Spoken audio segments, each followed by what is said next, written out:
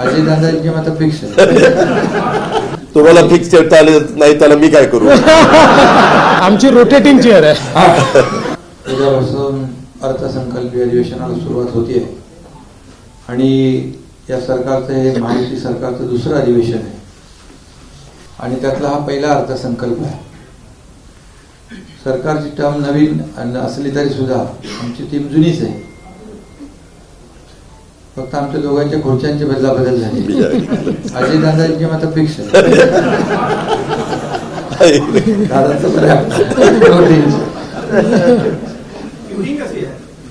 तुम्हाला फिक्स ठेवता आले नाही त्याला मी काय करू. पण ठीक आहे, आम्ही आमची रोटेटिंग चेअर आहे. अंडरस्टँडिंग पण अजितदादा अर्थसंकल्प पुन्हा मांडतील आणि या अर्थसंकल्पात देखील आपण अजितदादा मांडतील, पण विरोधकांचं काय, ते काय मांडणार, त्यांचा तर व्यर्थ संकल्प सुरू आहे.